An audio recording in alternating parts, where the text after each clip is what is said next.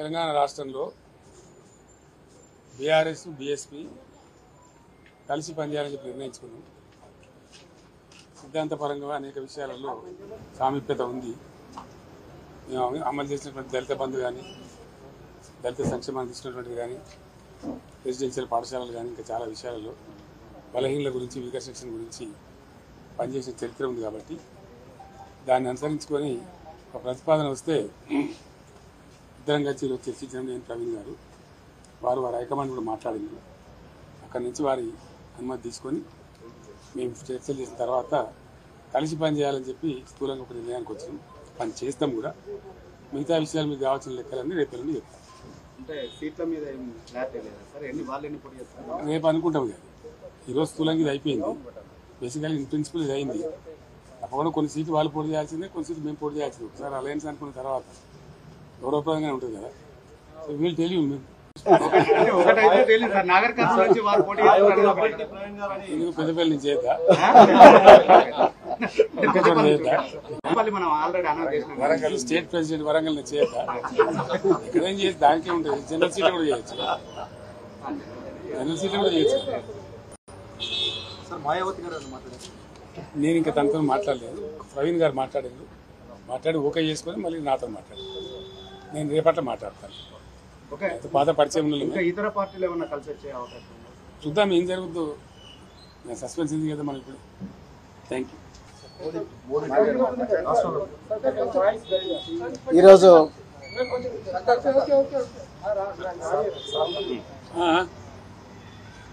ఈరోజు తెలంగాణ మాజీ ముఖ్యమంత్రి శ్రీ పెద్దలు గౌరవనీయులు శ్రీ కేసీఆర్ గారిని కలిసినందుకు చాలా ఆనందంగా ఉంది.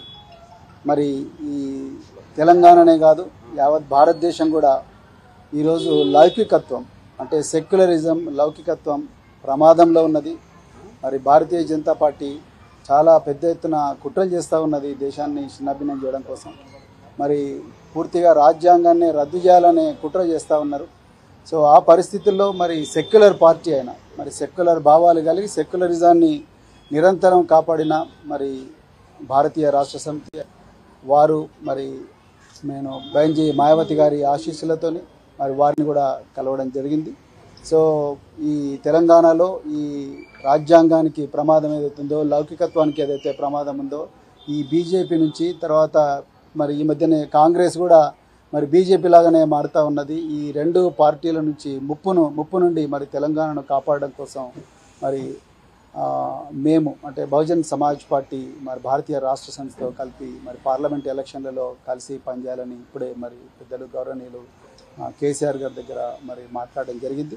మరి తప్పకుండా మరి ఇంతకుముందు మీరు అన్నట్టుగా సీట్ల సర్దుబాటు విషయం ఏదైతే ఉందో, ఈ షీట్ షేరింగ్ విషయం అయితే మళ్ళీ మేము మా అధిష్టానానికి నివేదిస్తాం. అదేవిధంగా మరి మన మాజీ ముఖ్యమంత్రి గారు తప్పకుండా బెంజీ గారితో కూడా మాట్లాడతారు. సో దాని తర్వాత మరి ఇరు పార్టీలు ఒక నిర్ణయానికి వచ్చి తర్వాత తప్పకుండా తెలంగాణలో ఈ స్నేహం అనేది తప్పకుండా తెలంగాణ ప్రజల జీవితాలను మారుస్తుంది. తెలంగాణ ప్రజల విలువలను ఏదైతే గంగా జమున తహజీబ్ అని అంటున్నామో ఆ విలువలను, ఆ సంస్కృతిని తప్పకుండా కాపాడుతుంది. బహుజన వర్గాలందరి జీవితాలు బాగుపడతాయి. ఇలా నిరుద్యోగులు సంతోషంగా లేరు. సో పట్టుమని 4 నెలలు కాలేదు, ఇప్పటికీ మళ్ళీ నిరుద్యోగులు రోడ్ల మీదకి వచ్చే పరిస్థితి. అదేవిధంగా పెద్ద ఎత్తున ఈ లౌకికత్వానికి తూట్లు పొడిచే సంస్కృతి అనేది మరి తెలంగాణలో వస్తూ ఉన్నది. అందుకొరకే ఈ స్నేహం అనేది, ఈ ఐకమత్యం అనేది రాబోయే రోజుల్లో తెలంగాణ సమాజాన్ని చాలా గొప్పగా మార్చబోతున్నది.